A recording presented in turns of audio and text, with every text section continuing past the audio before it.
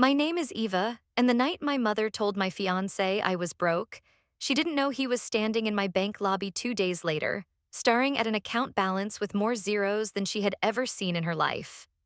But let me go back. Because that night didn't begin with money. It began with a smile. My mother's smile. The kind she wore whenever she was about to ruin something and pretend she was saving me.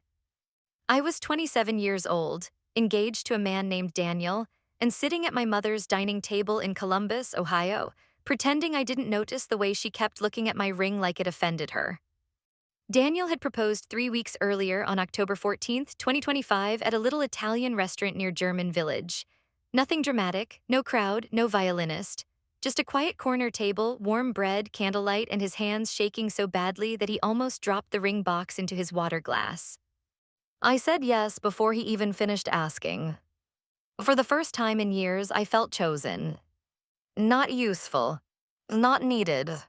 Not tolerated. Chosen. My mother hated that. Her name was Linda Carter, and if you asked anyone from our church, our neighborhood, or her Facebook friends list, they would tell you she was a hardworking single mother who sacrificed everything for her daughter. They would say she raised me alone after my father left. They would say she gave up her dreams for me. They would say I owed her everything. And for most of my life, I believed that too. I believed it when she cried over bills at the kitchen table.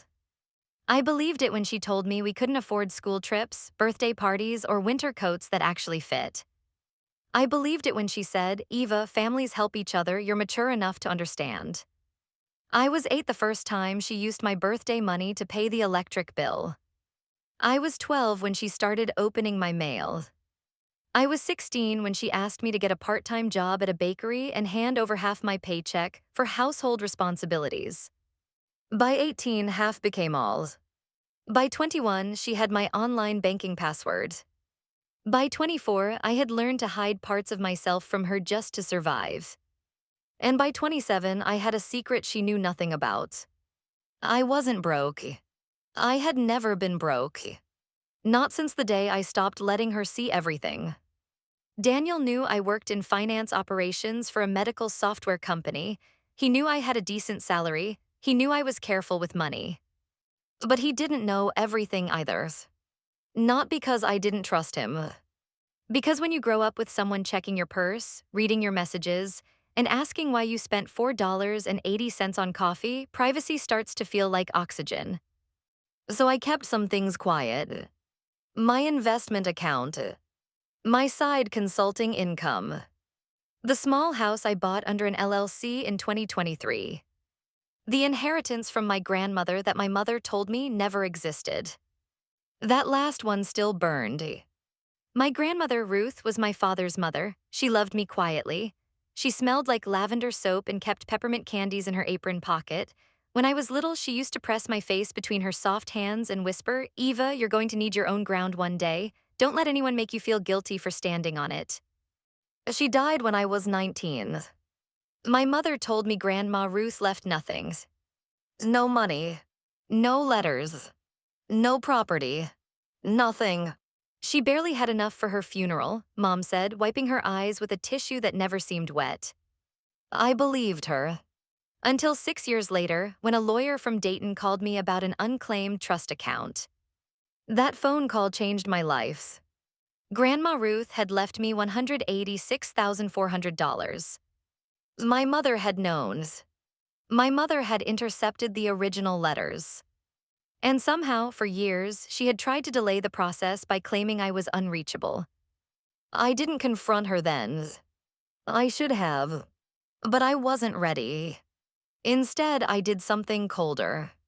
I opened new accounts. I changed every password. I hired a financial advisor. I paid off my student loans. I bought a modest rental property. I built my savings quietly, carefully, and completely out of her reach. And I let her continue believing I was struggling. Maybe that was cowardly. Maybe it was survival.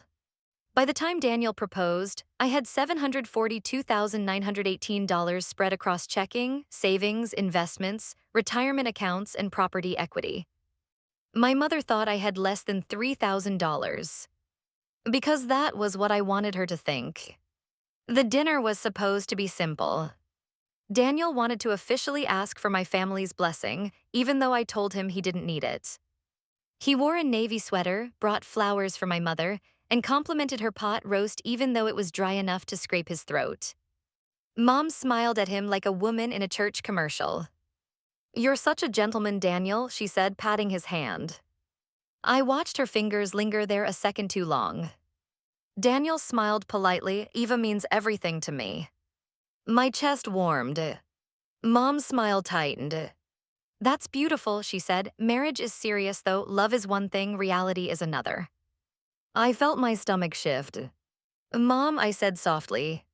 She ignored me. Daniel leaned forward. "Of course." Mom sighed like she was carrying a painful truth. "I just hope you understand what you're taking on." I froze. Daniel glanced at me. "What do you mean?" My mother lowered her voice, but not enough. "Eva has always struggled with money." The room went still. My fork stopped halfway to my plate. Daniel blinked. "Mom, she's a sweet girl, but she's not financially stable. I've helped her for years. Rent, bills, emergencies. I don't want you walking into marriage unaware." I didn't know whether to cry or scream. "Mom, that's not true." She gave me that look. The one that said behave. "Eva, honey, denial doesn't help anyone's." Daniel's expression changed. Not into doubt, into concern. "Eva," he asked gently. That hurt worse than if he had accused me. Because suddenly I saw myself through my mother's lie. Small, embarrassing, a burden. Mom reached for her wine glass. "I'm only saying this because I care. Daniel deserves honesty before he ties his life to debt." Debt? I almost laughed. I had no credit card debt, no car loan, no student loans, nothing. But my mother said it with such confidence that even I felt dizzy. Daniel set his napkin down. "Linda," he said carefully, "I appreciate your concern, but Eva and I can discuss finances privately." Mom's eyes flickered. She hadn't expected him to defend me. "Oh, absolutely," she said. "I just know men sometimes get blinded by love, then 5 years later they're paying for mistakes they never made." That's when everything changed. Because I saw it. Not worry. Not protection. Fear. My mother wasn't trying to warn Daniels. She was trying to control him before he became harder to manipulate. After dinner, Daniel drove me home in silence. Rain tapped against the windshield. I kept my hands folded in my lap so he wouldn't see them shaking.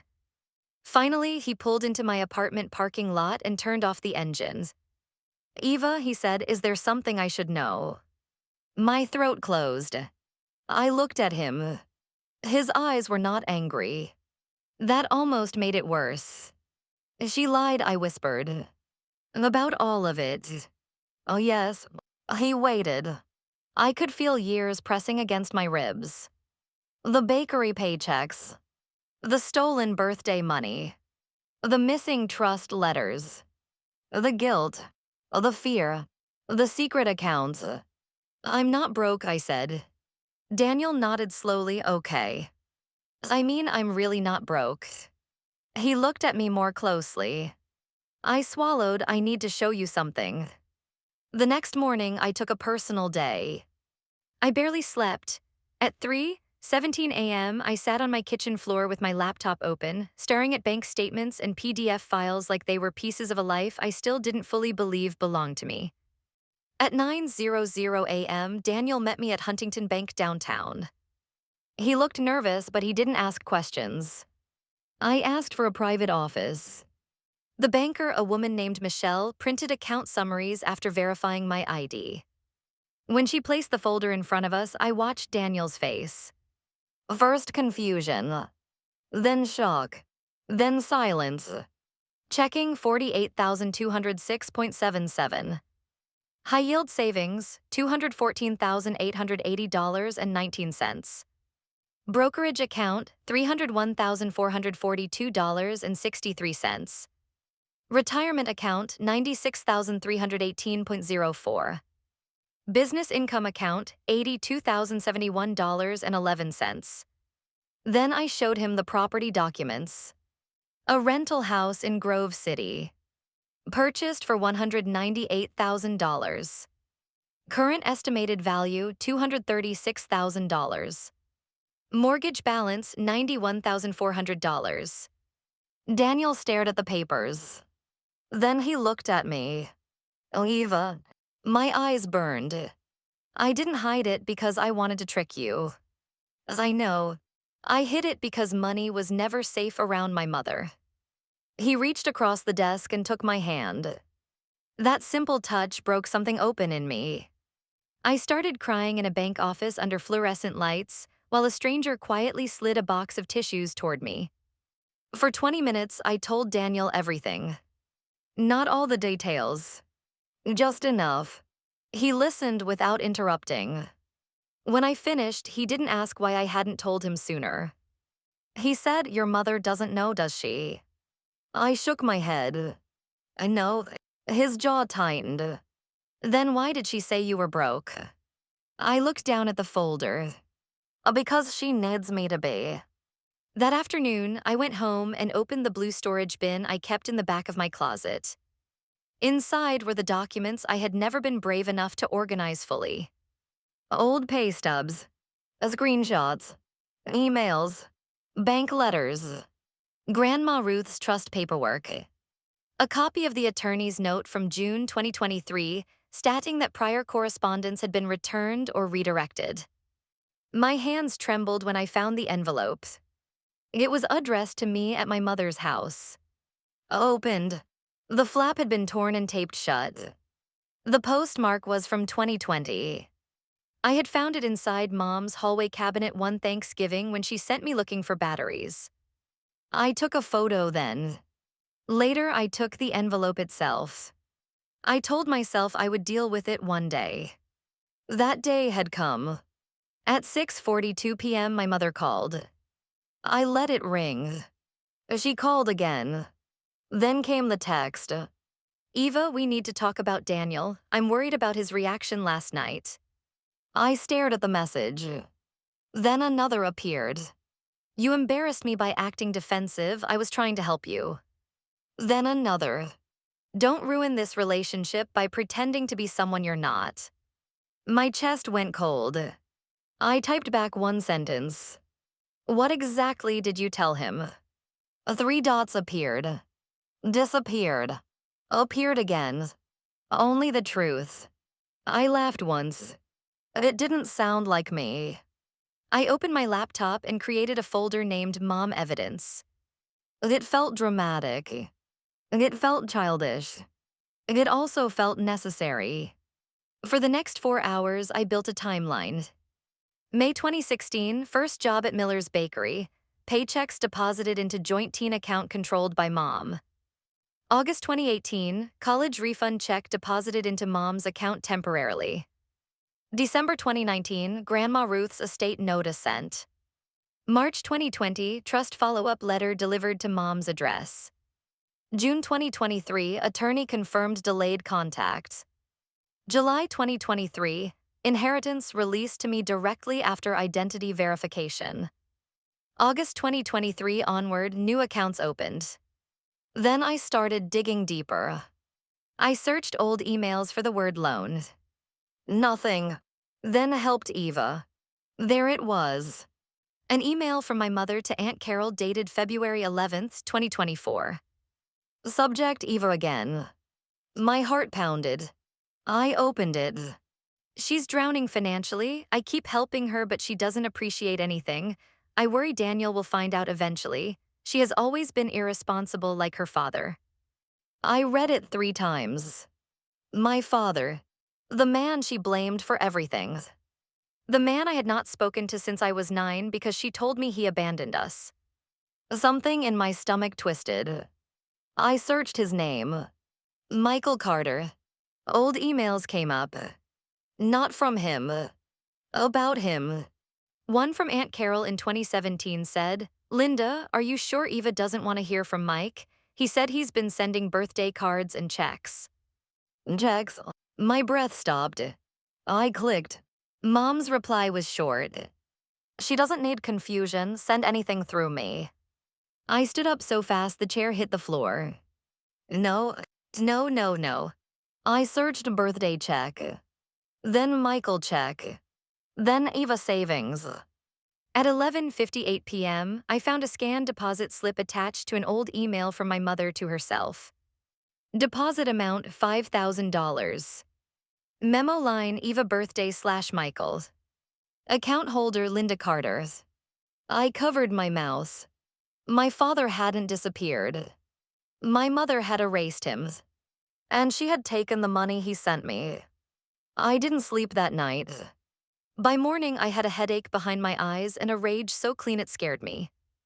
Daniel came over with coffee and found me surrounded by papers on the floor. Eva, he said softly. I looked up. She stole more than money. He sat beside me. I showed him the email, the deposit slip, the estate documents, the opened envelope. His face hardened in a way I had never seen before. You need a lawyer. I know. And maybe your father. I looked away. That name still felt like a locked room. I don't even know where he is. Daniel picked up his phone. Then we find out. It took him 12 minutes. Michael Carter lived in Dayton, Ohio. He owned a small auto repair shop. He had a public business number. I stared at the screen until the letters blurred. Daniel didn't push me. At 2:30 p.m. I called. A man answered on the fourth ring. Carter Auto, this is Mike. My throat closed. For a moment, I was 9 years old again, sitting on the porch with a backpack, waiting for a father my mother said wasn't coming. Hello, he said. I almost hung up. Then I whispered, Dad. Silence. A sharp inhale. Then his voice broke. Eva. I pressed my hand to my mouth. I knew my voice. After 18 years, he knew my voice. Neither of us spoke for several seconds. Then he said, Baby, is that really you? I cried so hard I couldn't answer. He cried too. Not quietly. Not politely. Like a man who had been holding grief in his chest for almost 2 decades. We talked for 43 minutes. He told me he had tried to see me. He told me he sent letters. Birthday cards. Christmas gift. Money. He told me Mom moved twice without telling him. He told me every call turned into a fight. He told me she once said I wanted nothing to do with him. I believed her for a while, he said, voice trembling. Then I didn't, but by then I didn't know how to reach you without making things worse. I was shaking. Did you send money? Yes, he said, every month until you were 18, then bigger checks when I could, for school, for birthdays, for your car. I kept records. Records. That word landed like a match.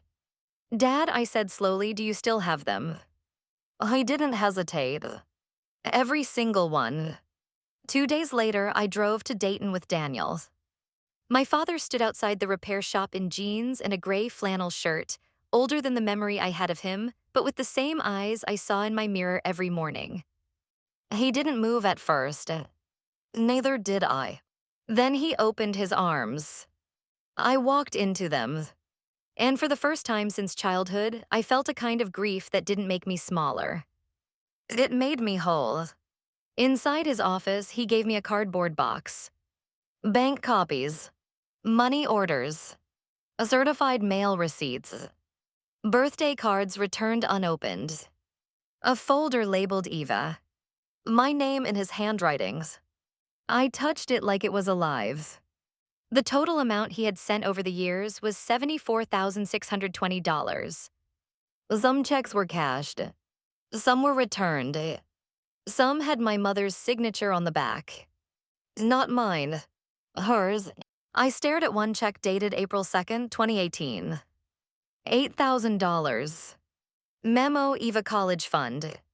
Endorsed by Linda Carter. Deposited into her account. I couldn't breathe. Dad watched me with red eyes. I thought it was going to you, he said. I nodded, but I couldn't speak. Because suddenly every memory rearranged itself. My mother crying over bills while wearing new jewelry. My mother saying Dad never cared. My mother telling me I couldn't afford textbooks. My mother asking for my paycheck because we were barely surviving. My mother telling Daniel I was broke. She hadn't just lied. She had built a whole version of me that kept her innocent. Poor Eva. Irresponsible Eva. Dependent Eva. Eva who needed moms. Eva who owed moms. But that Eva was dead. The following Sunday, Mom invited Daniel and me over again. Not asked. Invited like a summons. Daniel wanted me to ignore it. My father said I didn't owe her anything. But I knew my mother's. Silence would make her louder. So I went. But this time I didn't go alone. Daniel came with me. And in my tote bag I carried copies. Not originals. Copies. Because I had learned from the best thief in my life never to bring the only proof into the room with the person who wanted it gone. Mom opened the door wearing pearl earrings and a cream sweater, dressed like a woman expecting an apology. "There you are," she said. Her eyes moved to Daniel. "Daniel, I'm glad you came." He didn't smile. We sat in the living room. The same room where I had wrapped Christmas gifts I bought with my own teenage paychecks and watched my mother write from Mom on the tags. As she folded her hands, "I think emotions ran high the other night," she began. "Eva has always been sensitive about money." I stared at her. There it was again. That tiny knife. Sensitive. Not robbed. Not lied to. Sensitive. Daniel said, "Linda, why did you tell me Eva was broke?" Mom blinked. "Because I care about your future." "My future with Eva is fine." Her eyes sharpened. "You don't know that." I saw her accounts. The room changed. It was almost invisible. A flicker in her mouth. A pause in her breathing. "What accounts?" she asked. I leaned back. "My accounts." She looked at me. For the first time in my life, I saw real fear cross her face. Not sadness. Not concern. Fear. "How much did you show him?" she asked. I almost smiled. Not because it was funny. Because she had just exposed herself. A normal mother would ask, "What do you mean?" My mother asked how much. "Enough," I said. Her face hardened. "Eva, I don't know what game you're playing, but hiding finances from your future husband is not a good start to marriage.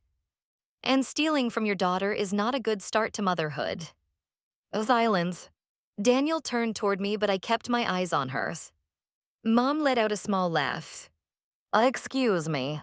I reached into my tote bag and placed the first paper on the coffee table. A copy of Grandma Ruth's trust notice. Then the opened envelope. Then the attorney's letter. Her eyes dropped to the pages. She didn't touch them. "Where did you get those?" "In your cabinet." Her lips parted. "That was private." "No, Mom, it had my name on it." She stood. "This is ridiculous." I placed another paper down. Dad's $8,000 check. Her signature. Her deposit. She stopped moving. I placed another. $5,000. Another. $3,200. Another. $10,000. Should I keep going? I asked. Her face turned gray. Daniel stared at the stack like even he hadn't fully understood until that moment. Mom whispered, "You contacted him." "Oh, yes." Her eyes filled with tears instantly. I used to fold at those tears. I used to panic. I used to apologize just to make them stop. This time I watched. "You have no idea what he put me through," she said. "Then why did you cash his checks?" Her tears vanished. Just like that. Gone. "He owed me," she snapped. There she was. The real woman under the cream sweater. "He owed you?" I asked. For raising you alone. But the checks were for me. You were a child. I was 18 on some of them. You were still my child. I nodded slowly. And Grandma Ruth's trust. Her jaw clenched. She was trying to turn you against me. Oh, she was dead. She knew what she was doing. I felt cold all over. That sentence did something to me. It ended the last soft part. I looked at my mother, really looked at her, and realized she did not regret taking anything. She regretted being caught. Daniel spoke quietly.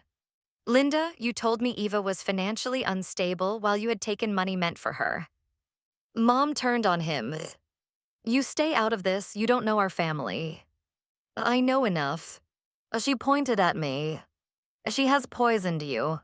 I stood. No, you did. My voice shook, but I didn't stop. You told me Dad abandoned me. You took his cards. You cashed his checks. You hid Grandma Ruth's trust. You made me work at 16 and hand you money while you were stealing money sent for me. Then you sat at dinner and told my fiancé I was broke because you needed me to look pathetic. Her face twisted. You ungrateful little girls. There it was. The sentence of my childhood. The chain around my throat. Only this time it didn't tighten. It broke. I'm not little anymore, I said. Mom laughed bitterly. You think money makes you groans. No, I said, proof does. Her eyes moved to the papers. Then to my tote bag. Then to the hallway behind me. For 1 second, I saw her calculating. And I knew. She was thinking about destroying them. So I smiled. These are copies. Her face froze. The originals are with my attorney. That was a lie. The originals were in Daniel's safe. But she didn't know that. Mom sat down slowly. For the first time in my life, she looked smaller than me. I thought I would feel victorious. I didn't. I felt sick. Because revenge is not loud at first. Sometimes revenge is just watching someone realize they no longer own the version of you they invented. I picked up my bag. We're done. Mom's voice changed instantly. Soft, broken. Eva plays. I stopped at the door. She was crying again. This time it almost worked. Almost. I made mistakes, she said, but I loved you. I turned around. No, you loved control. Her mouth trembled. You'll regret this when I'm gone. I looked at her for a long moment. I already regret believing you while you were here. Then I walked out. Daniel followed me to the car. I made it halfway down the driveway before my legs gave out. He caught me before I hit the pavement. I sobbed into his chest like my body had waited 20 years to fall apart. I don't know who I am now, I whispered. He held me tighter. Yes, you do, he said. You're Eva, you're just finally meeting yourself without her voice in your head. For 3 days, my mother didn't call. That scared me more than the calls would have.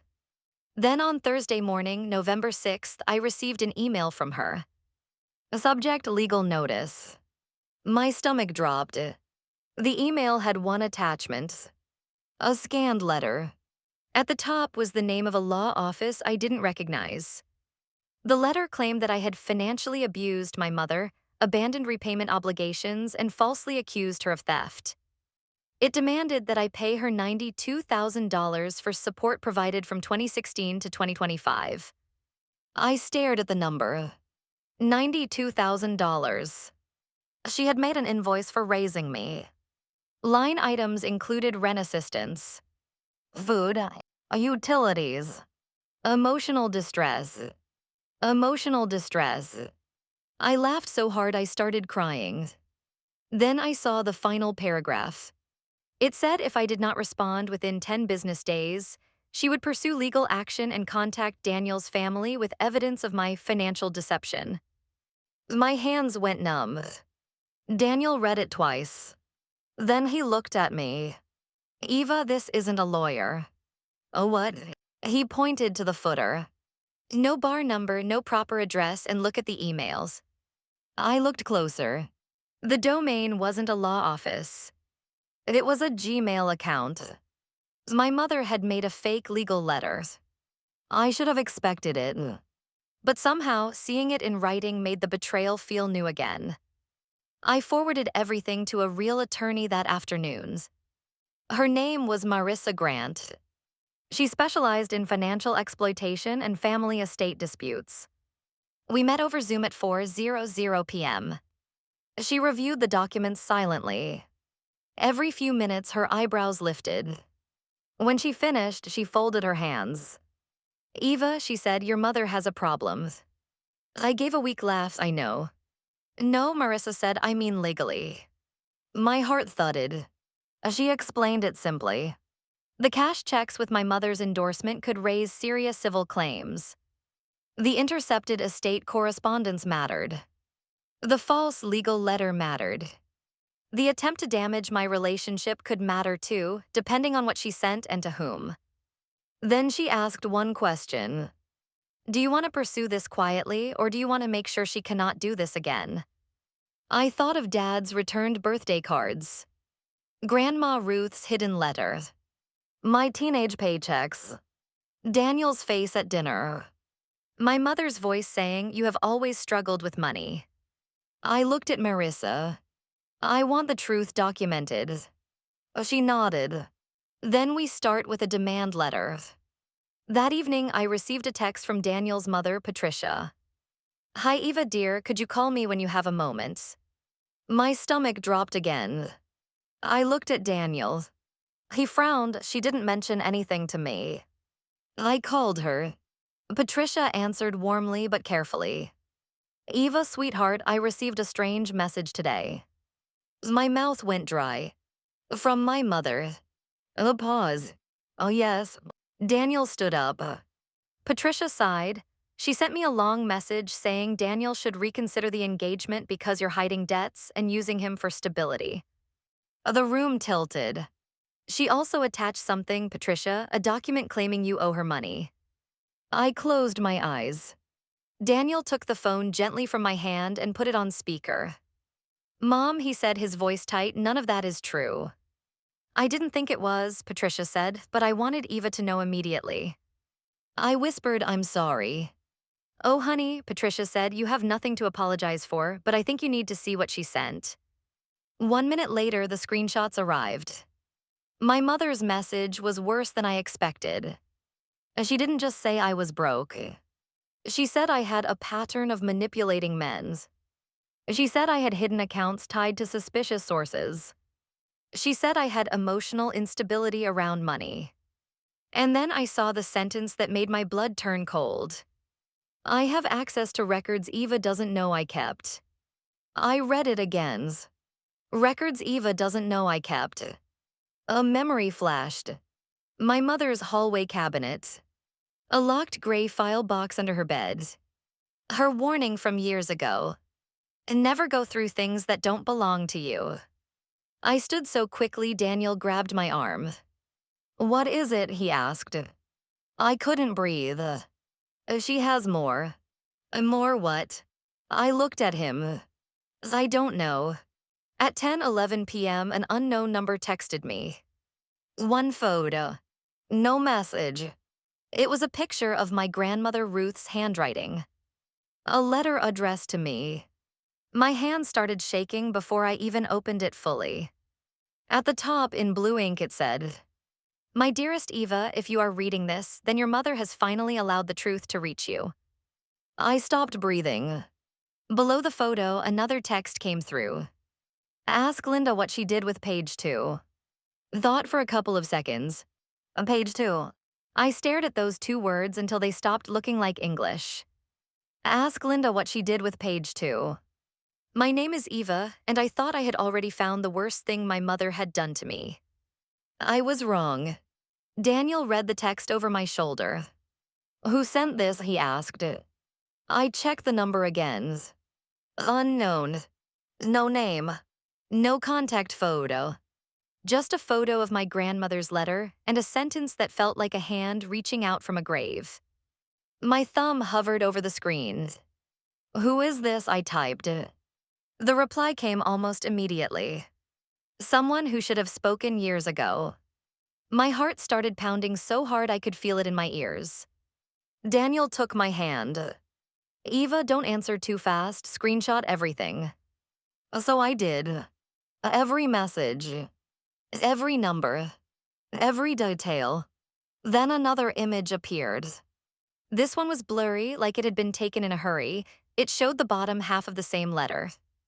Grandma Ruth's handwriting. I recognized it from old birthday cards. Soft, slanted, careful. Eva, there are things your mother never told you. I tried to protect you quietly, but silence helped the wrong person. Your father did not abandon you. He fought harder than you know. My knees weakened. Daniel pulled a chair behind me just before I sat down. Another message came. Page 2 explained the account. What account? Daniel whispered. I couldn't answer. I typed with shaking fingers. What account? 3 dots appeared, then disappeared, then appeared again. The trust was not the only money Ruth left you. I stopped breathing. Daniel said my name, but his voice sounded far away. Another message. There was a custodial account opened when you were born. Your father and grandmother both contributed. Linda was not supposed to touch it. The room went completely silent. I read it again. A custodial account. Not supposed to touch it. My mother had not stolen once. She had made stealing from me a lifestyle. I called Marissa, my attorney, even though it was almost 10:30 at night. She didn't answer. I left a voicemail that barely made sense. Then I called my father. He answered on the second ring. Eva, are you okay? No, I said. Did Grandma Ruth open another account for me? Silence. That silence told me everything. Dad, he exhaled shakily.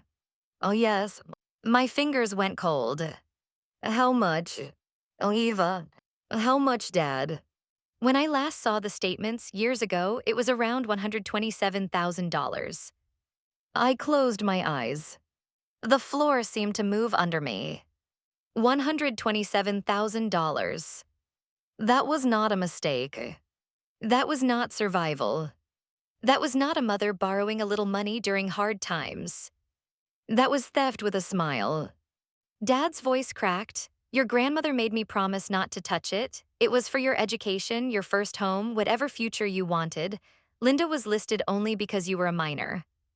And when I turned 18, and it should have transferred to you, but it didn't. I know. I pressed my palm to my forehead. Why didn't you tell me? I thought Ruth's attorney had handled it, he said. Then your mother told me you didn't want anything from my side of the family. After that, I didn't know what was true anymore. I wasn't angry at him. Not in that moment. I was too tired to be angry at anyone except the woman who had turned every person who loved me into a stranger. The next morning, Marissa called me at 7:15. Her voice was calm but sharper than before. Eva, send me everything immediately. The screenshots, the unknown number, the letter photos, and your father's records. Do not contact your mother alone. I need to know what she did. We will, she said, but you need to let paper do the talking now. Paper. That had always been my mother's weakness. She loved emotional stories. She loved crying in kitchens. She loved saying things like, after everything I've done. But paper didn't cry. Paper didn't guilt trip. Paper didn't rewrite history. Paper remembered. By noon, Marissa had sent a formal letter to my mother demanding preservation of all records connected to my grandmother's estate, my father's payments, and any custodial or educational accounts opened in my name. At 12:43 p.m., Mom called. I didn't answer. At 12:44, she called again. Then again. Then came the messages. Eva, what have you done? Call me right now. You are making a huge mistake. Your lawyer is threatening me. I stared at the screen, feeling strangely calm. Then one final message came. You have no idea what I protected you from. I typed back only one sentence. Then prove it through my attorney. She didn't respond for 11 minutes. Then she wrote, "Fine, but when Daniel leaves you, remember I warned you." That was my mother. Even when cornered, she still reached for the wound. 2 days later, I found out who had sent the anonymous text. Aunt Carol, my mother's older sister. She called me from a block number first, but I didn't pick up. Then she sent a message.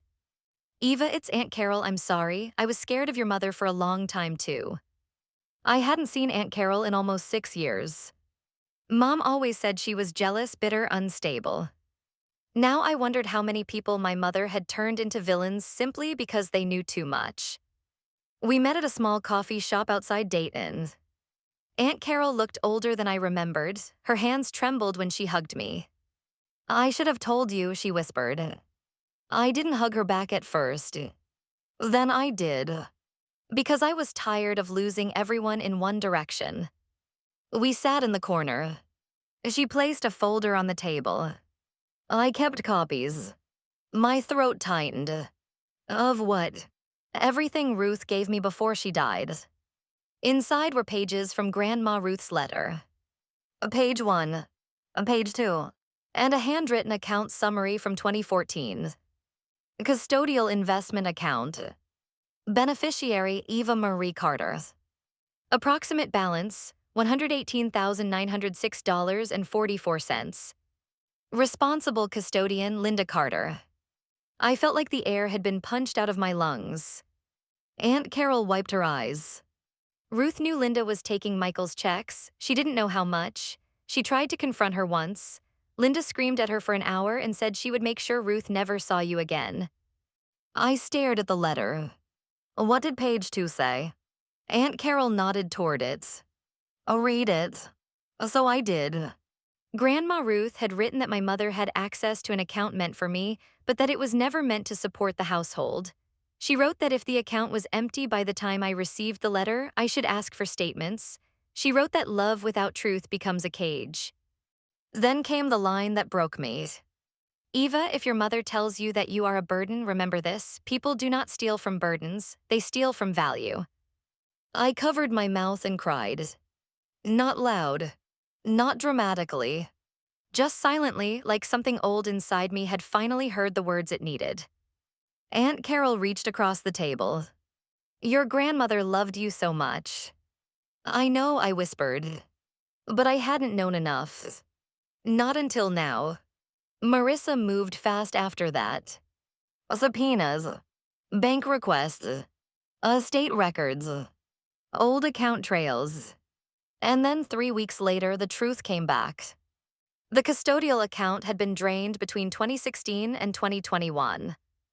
Transfers, cash withdrawals, checks written to my mother, payments toward her car, a luxury furniture purchase, a cruise in 2019 that she told everyone had been gifted by a friend. Total amount removed, $139,482.66. I read the number while sitting in Marissa's office. Daniel was beside me. My father sat across from me with his head in his hands. Aunt Carol was on speaker. Nobody spoke. Then Marissa said, "Eva, this is no longer just about family conflict." I looked up. This is financial exploitation, possible fraud, and misappropriation of funds. We can pursue civil recovery. Depending on the evidence, criminal exposure is possible too. Criminal. The word landed heavy. My mother could face real consequences. For years, I imagined justice as a dramatic moment. A confession, an apology, a courtroom gasp. But real justice looked like spreadsheets. Dates, signatures, transaction IDs. It looked cold. It looked undeniable. And somehow that made it more powerful. That evening, my mother showed up at my apartment. I knew because my doorbell camera alerted me. She stood outside in the hallway wearing no makeup, hair pulled back, face pale. For once, she didn't look polished. She looked desperate. Daniel was with me. "Don't open it," he said. but I needed to hear her voice through the door. Just once. I pressed the speaker button. What do you want? She looked up at the camera. Eva, please let me explain. Explain through my attorney. I am your mother's. I almost laughed. You remembered that too late. Her face crumpled. You're going to destroy me. No, I said, I'm going to tell the truth. Whatever it destroys was built on lies. She leaned closer to the door. You don't understand. I needed that money. For what? She didn't answer. For what, Mom? Her eyes shifted. Life is expensive. I felt something inside me go very still. You stole my future because life was expensive. You had enough. I was a child. You were always going to be fine, she snapped suddenly. Everyone always loved you. Ruth loved you. Michael loved you. Even Carol took your side. Do you know what it felt like to be the mother and still be second? There it was. Not poverty. Not survival. Jealousy. I stepped closer to the door. You stole from me because you were jealous of me. She started crying again. But this time, the tears didn't confuse me. They confirmed everything. I gave you my life, she said. No, you tried to take mine. She stared into the camera, breathing hard. Then her voice dropped. If you take me to court, I will tell everyone you abandoned your own mother. I nodded slowly, even though she couldn't see me. And I will show them why. For a moment, she looked almost afraid of me. Then she whispered, you used to be a good daughter. I swallowed the pain. No, I said, I used to be an obedient victim. Then I ended the call. She stood there for another 6 minutes. Then she left. The lawsuit was filed on December 8th, 2025. By then, Daniel and I had postponed wedding plannings. Not because he was unsure. Because I was rebuilding myself from the inside out, and he loved me enough not to rush me through it. The complaint listed everything. The intercepted trust documents. The father's checks. The custodial account. The fake legal letter. The defamatory messages to Daniel's family. My mother responded exactly how I expected. She denied everything. Then she claimed it was all family money. Then she claimed I had verbally agreed. Then she claimed she was mentally unwell. Then she claimed my father manipulated me. Then she claimed Daniel manipulated me. Never once did she say, I'm sorry. During mediation, she arrived wearing black like she was attending a funeral. Maybe she was. The funeral of her control. She sat across the table with her attorney, avoiding my eyes. Marissa sat beside me. Daniel was outside in the waiting room because I wanted to face my mother without needing anyone to hold me up. For 2 hours, her attorney tried to make the case emotional. Linda sacrificed. Linda struggled. Linda made imperfect choices. Linda loved her daughter. Marissa let him speak. Then she opened the binder. 1 page at a time. Check, a signature, deposit, transfer, a statement, letter, fake legal notice, message to Patricia. By the end, my mother's attorney was no longer arguing. He was whispering to her. Mom's face had gone blank. Finally, Marissa said, our demand is repayment of misappropriated funds, documented damages, attorney fees, and a signed statement retracting false claims made about Eva. Mom looked up. Her eyes met mine. For a second, I saw the woman who used to braid my hair before school. The woman who bought me soup when I was sick. The woman I had wanted so badly to love me without conditions. Then she said she doesn't deserve that money. Not I didn't take it. Not I'm sorry. She doesn't deserve it. And just like that, the last thread snapped. I leaned forward. You're right, I said quietly. Everyone looked at me. I didn't deserve to have to fight my own mother for what was mine. Her face twitched. I didn't deserve to believe my father abandoned me. I didn't deserve to work at 16 while you cashed checks meant for me. I didn't deserve to be humiliated in front of my fiancé because you needed me to look weak. My voice shook, but I kept going. And I don't need you to believe I deserve anything anymore. I stood. We're done mediating. Marissa looked at me once, then closed the binder. My mother panicked. Eva. I turned toward the door. Eva, wait. I didn't. The trial never happened. 3 days before the first hearing, my mother settled. Not because she became sorry. Because the evidence was too clean. She agreed to repay $211,000 over time, liquidate part of her retirement account, sign a formal retraction, and never contact Daniel's family again. She also had to admit in writing that statements she made about my financial instability were false. I thought that would feel good. It didn't. It felt necessary. There is a difference. The money started arriving in January. The first payment was $40,000. I stared at it in my account for 10 minutes. Then I transferred half into a new investment account named Ruth Fund. The other half I used to do something I had dreamed of for years. I paid off the remaining mortgage on the Grove City rental. Not because it was the smartest financial move. Because I wanted one thing in my life that my mother's hands could never touch. A house. My house. Fully mine. On February 2nd, 2026, Daniel and I visited my father's repair shop again. He had framed one of my childhood drawings behind the counter. A purple house with a yellow sun. I kept it, he said when he saw me looking. My eyes filled. You kept everything. He smiled sadly. I lost time, I wasn't going to lose proof. That sentence stayed with me. Because proof had saved me. Proof had returned my father. Proof had exposed my mother. Proof had given my grandmother's voice back to me. A month later, I received one final letter from Mom. Real paper. No fake lawyer.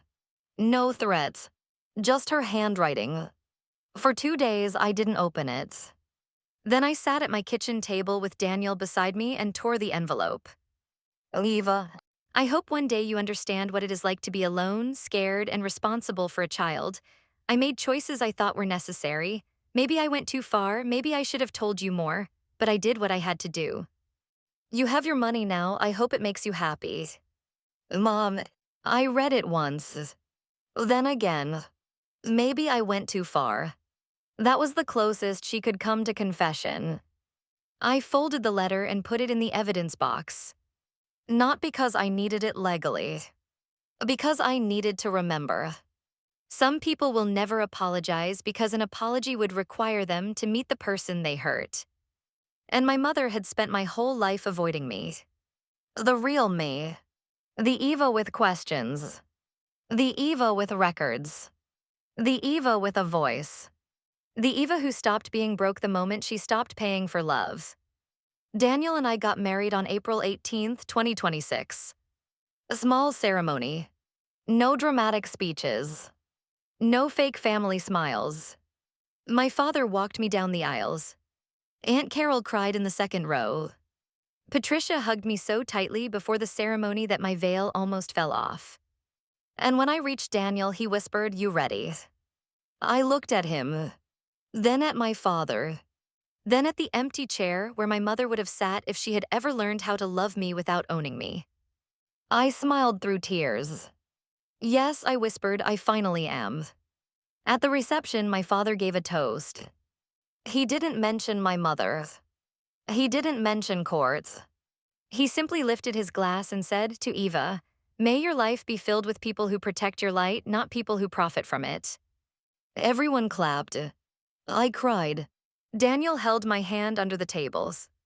And for once, my tears did not feel like grief. They felt like release. Months later, people still asked if I missed my mother. The honest answer was complicated. I missed the mother I thought I had. I missed the woman I kept trying to earn. I missed the idea that one day she would look at me and say, "Eva, I'm proud of you." But I did not miss being controlled. I did not miss shrinking my success so she would not feel threatened. I did not miss apologizing for needing the truth. And I never again let anyone call me broke. Because broke was never my bank balance. Broke was the version of me that believed love had to be paid for. And the day my mother saw my accounts herself, she didn't just see money. She saw the one thing she had never been able to steal: my freedom. 3 months after the wedding, I thought the story was over. That was my first mistake. My name is Eva, and if there's one thing I learned from surviving my mother, it's this: people who spend years controlling a narrative do not quietly accept becoming the villain, especially when other people start asking questions. The first sign came on a Tuesday morning in July. I was at the Grove City property meeting a contractor about replacing the upstairs flooring when my phone buzzed. Unknown number. Normally, I ignored those now. Too many reporters from local legal blogs had started circling after court filings became public record. But something made me answer. Hello. Silence. Then breathing. Slow. Familiar. My stomach tightened. Mom. A tiny inhale. Then the line disconnected. I stood frozen in the empty rental kitchen while sunlight spilled across unfinished tile. The contractor walked in carrying samples. Are you okay? I forced a smile. Yeah, sorry. But I wasn't okay. Because that call didn't feel emotional. It felt deliberate. Like someone checking if a door was still unlocked. That night, Daniel found me reorganizing the evidence box again. The same box I promised myself I would stop opening. Grandma Ruth's letters. The checks. The fake legal notice. My mother's settlement agreement. Everything. Daniel leaned against the doorway quietly. You've read those papers more times than your college textbooks. I looked up weakly. I know. Are you waiting for something? I didn't answer immediately. Then I whispered, I think part of me still expects another lie. He sat beside me on the floor. Eva, she can't rewrite the truth anymore. I nodded. But deep down, I knew something he didn't yet understand. People like my mother don't need truth to survive. They just need doubt. And doubt spreads fast. 2 weeks later, Daniel's cousin tagged him in a Facebook post. That was how the second wave started. The post came from one of those dramatic family confession pages where people upload anonymous stories for attention. The title read, "My ungrateful daughter sued me after I raised her alone." My blood ran cold before I even opened it. The details were vague enough to avoid legal trouble, but specific enough for anyone who knew us. A single mother, inheritance fight, fiancé, court case, manipulative daughter obsessed with money. The comments were worse. She sounds evil. Parents sacrifice everything. You can tell the fiancé only stayed because she's rich. I felt sick. Daniel immediately reported the post. So did Patricia. So did Aunt Carol. But screenshots spread faster than reports. By midnight, people from my hometown had started messaging me. Some supportive, some curious, some disgusting. One message read, "Hope the money was worth destroying your mother." Another said, "Women like you always play victims." I sat on the edge of the bed staring at the screen while Daniel paced the room angrily. "She's behind this," he said. "I know. Can Marissa do anything?" Maybe. But honestly, I suddenly felt exhausted. Not angry. Not shocked. Just tired.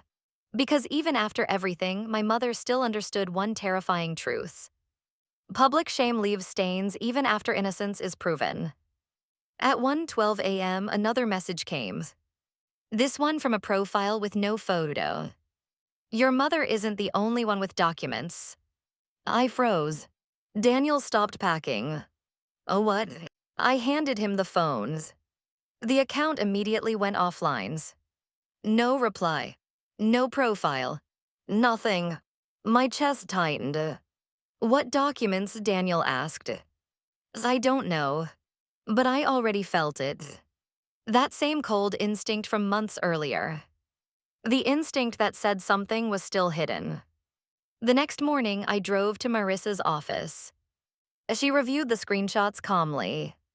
This anonymous posting campaign could qualify as harassment depending on evidence, she said. But proving she directly authored it may be difficult. What about the messages? That one concerns me more. She tapped the screen. Your mother had access to your life for decades. Financial records, school records, social security documents. We need to think carefully about what else she may have kept. My stomach twisted, because suddenly memories started resurfacing.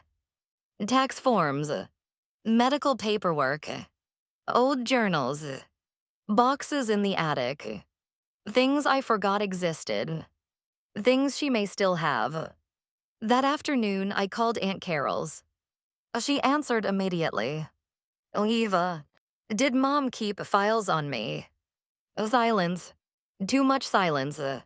Aunt Carol. She kept everything. I closed my eyes. What does that mean? She used to brag about it sometimes, said a good mother documents things. A chill ran through me. What kind of things?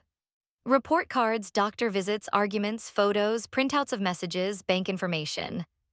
I nearly dropped the phone. Why? I think Aunt Carol hesitated. I think she liked having leverage. Leverage. That word stayed with me all day. By evening, I couldn't sit still anymore. So Daniel and I drove to my old childhood house. Not to confront her, just to see it. The house looked smaller than I remembered. The porch paint was peeling. One upstairs window was dark.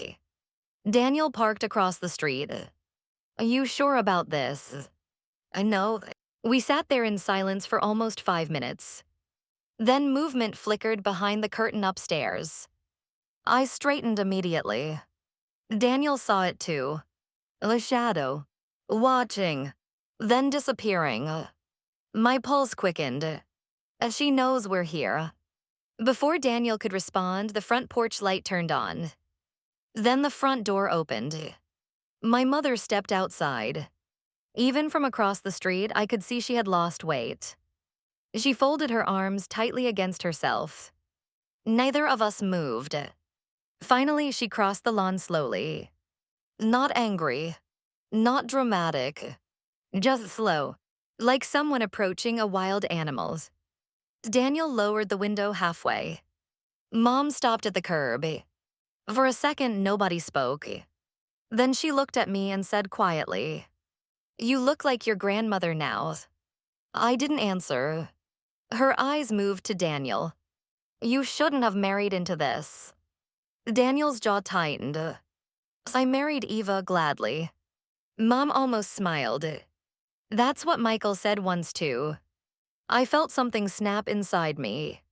You don't get to talk about him. Her expression hardened instantly. After he turned you against me. You did that yourself.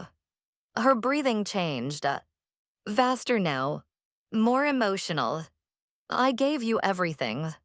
No, I said, you gave me trauma and called it love. The words hung in the humid summer air. For one brief second, I thought she might cry. Instead, she laughed softly. You really think you know everything now? Every nerve in my body went alert. What does that mean? She tilted her head slightly. Did Michael tell you why he really left? I froze. Daniel looked at me immediately. Mom saw it. Saw the uncertainty. And smiled. There it was. The doubt she loved planting. He didn't tell you, she whispered. Tell me what?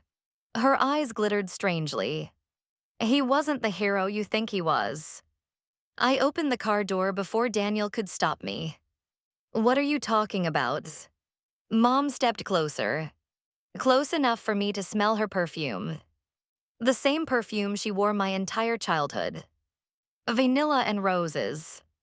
The scent of report cards and guilt trips and silent dinners. You should ask him about 2008, she said quietly. Then she turned around and walked back toward the house. I stood frozen in the street. Daniel came beside me immediately. Eva. But I couldn't move. The year my father disappeared. The year everything broke. That night I barely spoke. Daniel tried. God, he tried. But my brain had already started spiraling. What if there was something I didn't know? What if my mother was lying? What if she was? That was the worst part about growing up with manipulation. Even after catching the liar, part of you still fears the next revelation. At 2:00 a.m., I called my father. He answered groggily. Eva, what happened? I sat in darkness holding my phone so tightly my fingers hurt. Why did you really leave in 2008? Silence. Long silence. And suddenly I hated silence. Because every terrible truth in my life had begun with silence. Dad exhaled slowly. Your mother talked to you. She mentioned 2008. Another silence. Then he said quietly, I was arrested. My entire body went numb. Oh, what? It was one night, charges were dropped. I couldn't breathe. You never told me. Because your mother threatened me. My vision blurred. For what? She said if I fought publicly, you would grow up hearing that your father was a criminal. I stood up abruptly. What happened? Dad's voice sounded older suddenly. 12 years ago, your mother and I were fighting constantly about money, about custody, about her spending, about the accounts. The accounts. I found out she'd been taking money from yours. We argued loudly. My chest tightened. One night, neighbors called the police. Your mother claimed I shoved her. I closed my eyes. Did you? No. His answer came instantly. Too instantly to sound rehearsed. They arrested me anyway, standard procedure. Charges were dismissed 2 weeks later because there was no evidence. I leaned against the kitchen counter shaking. But after that, your mother told me if I kept pushing, she'd destroy me in court and make sure you grew up terrified of me. I whispered, why didn't you fight harder? The question slipped out before I could stop it. Dad went quiet. Painfully quiet. When he finally spoke, his voice cracked. Because I was scared you'd hate me. I cried after we hung up. Not because I thought he lied. Because I suddenly realized both my parents had failed me in different ways. One through control. One through surrender. And I was the child standing in the wreckage of both. The next morning, another package arrived. No return address. Inside was a flash drive. Daniel immediately wanted to call the police. But curiosity won first. That was our second mistake. We plugged it into Daniel's old laptop. There were dozens of scanned documents. Old school records. Photos. Medical forms. Journal pages.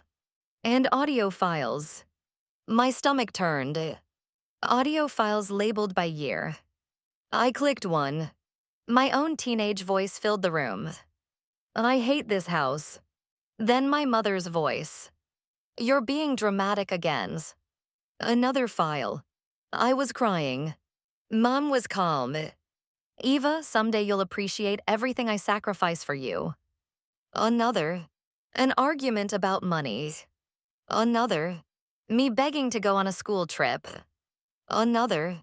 My mother saying, after all I pay for, you owe this family respect. Daniel looked horrified. She recorded you. I couldn't answer. I clicked another file. This one was different. Date March 8th, 2020. I was 21. My voice sounded exhausted. Why do you always need access to my accounts? Mom laughed softly. Because you make bad decisions. You stole Dad's checks. Silence. Then her voice turned cold. You have no proof. I froze. I had never heard this recording before. Meaning, my mother had recorded conversations where she incriminated herself. Why keep them? Then I understood. control, documentation, insurance. She kept evidence on everyone because she believed information was power. Daniel rubbed his forehead. Eva, this is insane. But one file remained unopened. The file name was different. Not a date. Just two words. For EVA. My pulse started racing. I clicked it. At first only static. Then my mother's voice. Soft, older, tired. If you're hearing this, it means things got further than I planned. I stopped breathing. Daniel stared at the speakers. My mother. I know you think I hated you. Her voice cracked unexpectedly. But you were the only thing in my life people loved more than me. I felt sick.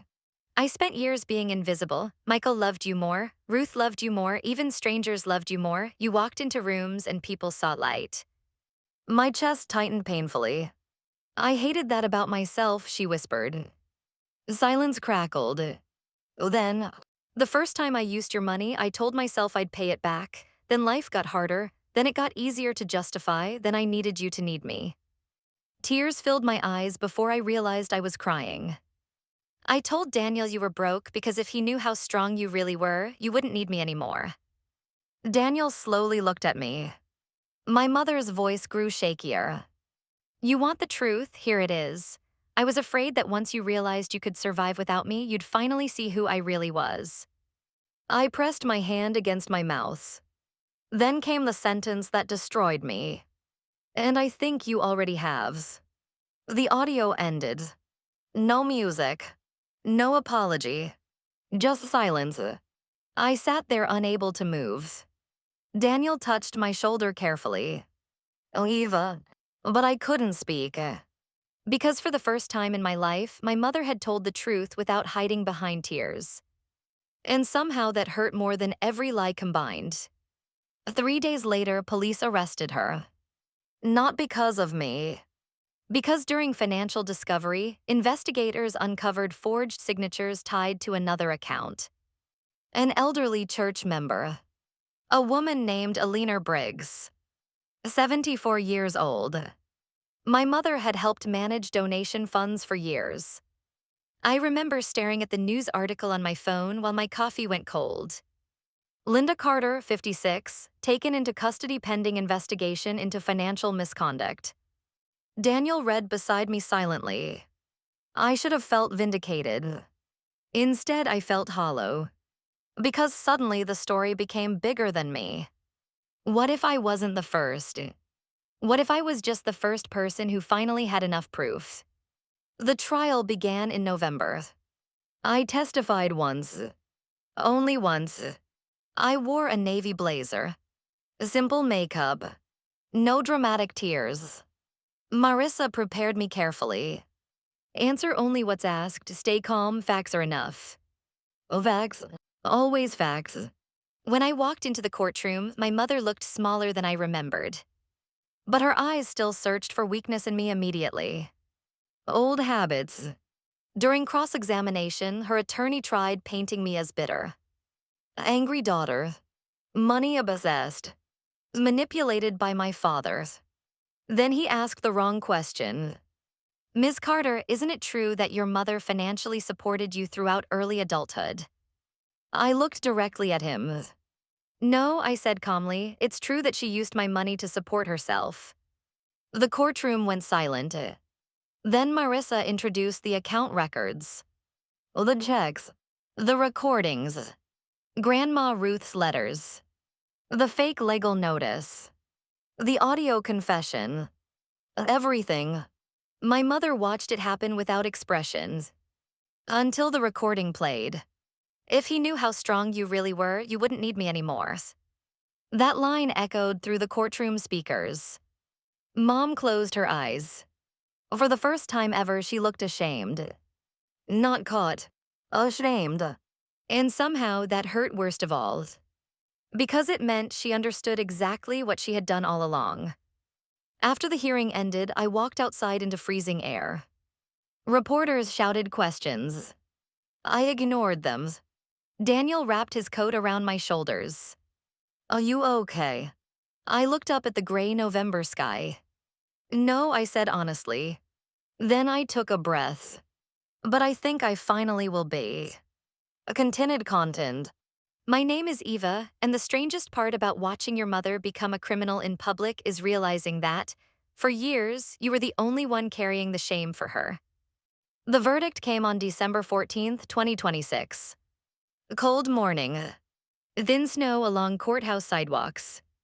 The kind of gray sky that makes every building look exhausted. Daniel held my hand so tightly in the courtroom that my fingers went numb, but I didn't pull away. My father sat behind us. Aunt Carol beside him. Patricia on the other side. People who had become family through truth instead of obligation. And then there was my mother, Linda Carter, sitting at the defense table in a dark green blazer, staring forward like she could still outweigh consequences if she stayed emotionally still enough. I watched her carefully while the judge spoke. Guilty on multiple counts of financial exploitation and fraud. Restitution ordered. Probation. Asset restrictions. Mandatory financial oversight. No prison time. Some people would probably think that was unfair. Maybe part of me did too. But when I looked at her face after the verdict, I realized something. Prison was what terrified my mother most. Exposure was. The judge's final sentence echoed in my chest long after court ended. This case reflects a pattern of manipulation disguised as caregiving. Disguised as caregiving. That was my entire childhood in one sentence. Outside the courthouse, reporters gathered immediately. Cameras. Phones. Questions shouted over each other. Eva, do you forgive your mother? How long did the abuse go on? Do you think the sentence was enough? I froze halfway down the courthouse steps. Forgiveness. People loved asking that question because it made them comfortable. As if forgiveness was the final chapter that turned ugly stories into inspirational ones. Daniel leaned closer. You don't have to answer. But I did. Not for them. For me. I turned toward the cameras. Snow drifted lightly across my coat sleeves. And for the first time in my life, I spoke without worrying whether my mother would punish me later. I think people misunderstand forgiveness, I said quietly. Forgiveness is not pretending something didn't destroy parts of you. Sometimes forgiveness just means refusing to let the destruction continue. The crowd went silent. I swallowed hard. My mother spent years teaching me that love meant guilt, fear, and control. I don't hate her anymore, but I won't return to a life where I disappear so someone else can feel powerful. No tears. No shaking voice. Just truth. And somehow, truth felt calmer than revenge ever did. That clip ended up everywhere online. Millions of views within days. People called me brave, strong, inspiring. I hated every one of those words at first. Because they made survival sound glamorous. They didn't see the panic attacks in grocery store parking lots. The nightmares. The way I still checked my bank accounts obsessively before sleeping. The way unexpected phone calls made my stomach drop instantly. Healing isn't cinematic. It's repetitive. It's brushing your teeth after crying. It's answering emails while your hands shake. It's learning that safety is real even when your body still expects danger. 2 weeks after the verdict, Daniel and I hosted Christmas dinner at our house. Our house. I still loved saying that. The dining table was too small, the turkey slightly dry, and Aunt Carol accidentally dropped gravy on Patricia's white sweater. It was perfect. At one point, I stood quietly in the kitchen doorway watching everyone laugh. My father arguing with Daniel about footballs. Patricia helping with dishes. Carol telling embarrassing childhood stories. Noise, warmth, nobody walking on eggshells. Nobody monitoring moods. Nobody weaponizing kindness. I suddenly realized something terrifying. Peace felt unfamiliar. For most of my life, home meant tension. Predicting emotional weather. listening carefully to footsteps, preparing for criticism before it arrived. Now the loudest sound in the room was my father laughing too hard at his own joke. And my nervous system didn't know what to do with that. Daniel found me standing there staring. "You disappeared," he said softly. I smiled weakly. "I think I'm still learning how normal people live." He touched my cheek gently. "You already are." That night after everyone left, I opened the hallway closet to put away coats. One coat remained. My mother. I froze. Dark wool. Vanilla perfume.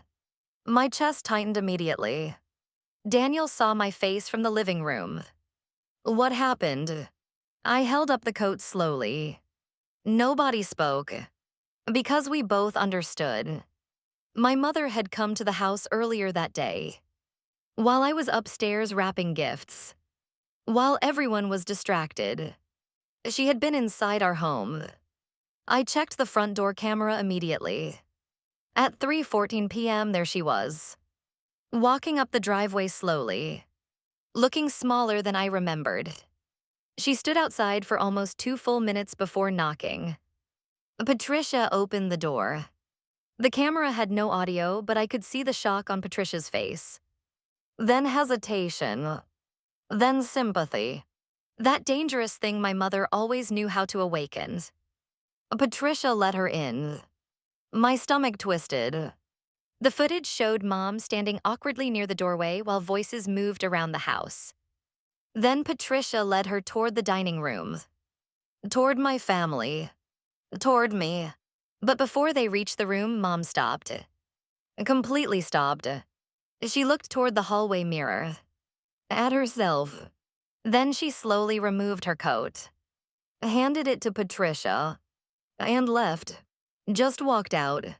I stared at the footage over and over. "She didn't stay," Daniel said carefully. "I know. You think she changed her mind." I watched the frozen frame of her standing in our hallway. Alone. Looking older than I had ever seen her. "I think," I whispered, "she finally realized there was no role left for her to play." That should have comforted me. Instead, I cried harder than I had cried in months. Because grief is strange. Sometimes you mourn the person while they're still alive. Other times you mourn the moment you realize they could have been different, but chose not to be. 3 months later, in March 2027, I found out I was pregnant. I stared at the test in complete silence. Then immediately burst into tears. Not graceful tears either. Ugly, panicked cryings. Daniel thought something terrible happened. When I finally showed him the test, he laughed and cried at the same time and nearly dropped the bathroom trash can trying to hug me. But underneath, the joy was fear. A pure fear. Because the moment I learned I would become a mother, a terrifying thought entered my mind. What if I become her? That fear consumed me quietly during the first trimester. Every emotional reaction scared me. Every moment of irritation. Every bad mood. Every instinct to control. I analyzed myself constantly. One night around 2:00 a.m., Daniel woke up and found me sitting on the nursery floor surrounded by parenting books. "What are you doing?" I looked up at him with tears in my eyes. "What if I don't know how to love someone normally?" His face broke instantly. "Oh, Eva." "I mean it," I whispered. "What if damage like this doesn't leave? What if it just waits?" Daniel sat beside me carefully. Then he took the parenting book from my hand and closed it. "You know the difference between you and your mother." I shook my head. "You're afraid of hurting your child." I stared at him silently. "She never was." That sentence healed something quietly inside me. Not completely, but enough to breathe again. In June, my mother sent one final request through Marissa. She wanted to meet before the baby was born. No court matters. No money discussion. Just one meeting. Marissa advised against it. Dad said not to go. Aunt Carol looked terrified when I mentioned it. But I couldn't ignore the pull completely. Not because I trusted her, because I needed to know if there was anything human left between us. So I agreed. Public place. 1 hour maximum. Daniel waiting nearby. We met at a botanical garden cafe halfway between Columbus and Dayton. My mother arrived early. Gray sweater. No makeup. Smaller again. For the first time in my life, she looked ordinary. Not powerful. Not terrifying. Just tired. When she saw my stomach, her face changed instantly. Something raw flickered there. Loss maybe. Or realization. She sat slowly across from me. Neither of us spoke for almost a minute. Finally, she whispered, "You look happy." I swallowed carefully. "I am." She nodded like that answer physically hurt. The waitress came. Neither of us ordered more than coffee.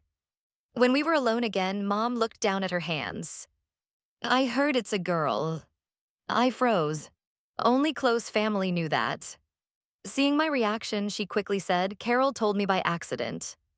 I relaxed slightly, then hated that I had relaxed at all. Mom noticed too. "You still expect danger from me." I laughed softly. "You train me well." That landed harder than I expected. Her eyes filled immediately. For years, those tears controlled me. Now they just made me sad. "I don't expect forgiveness," she whispered. "Oh, good." She nodded slowly. "You know what the worst part is." I said nothing.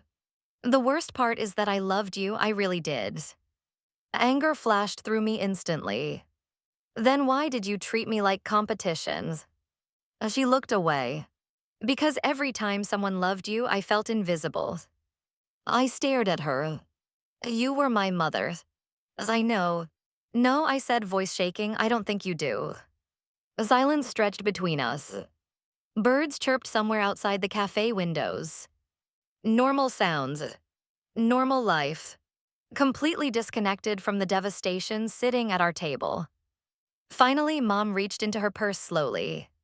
I tensed immediately. Oh, she noticed. Again, pain crossed her face. She pulled out a small envelope. "I found something." I didn't touch it. "What is it?" "A letter." "From who?" Ruth." My throat tightened. "She wrote it before she died, I kept it." "Of course she did." Mom slid the envelope toward me carefully. "I think she wanted you to have it." My fingers trembled as I opened it. Inside was a single folded page. Grandma Ruth's handwritings. "My dearest Eva, if this letter reaches you, then life has finally become honest. There will come a day when you realize some people confuse being needed with being loved. Do not make the same mistake with yourself. You come from stubborn women, but stubbornness can become cruelty when mixed with fear. Your mother is afraid in ways she may never admit. Fear makes people hold too tightly, sometimes so tightly they crush the things they love. But listen carefully to me now. Her fear is not your inheritance." I read the sentence 3 times. Her fear is not your inheritance. My vision blurred completely. "Grandma, if you ever become a mother yourself, love your child freely enough that they never have to earn safety around you." That was it. No dramatic endings. No anger. Just wisdom. The kind my mother spent her whole life running from. I folded the letter carefully. When I looked up, my mother was crying silently. Not loudly. Not theatrically. Just quietly. And somehow that frightened me more than all her screaming ever had. Because people become easier to hate when they stay monstrous. Humanity complicates everything. "I don't know how to fix this," she whispered. I held Grandma Ruth's letter tightly. "Oh, you can't." She closed her eyes. "I know." Another long silence. Then she asked the question I think she had carried for years.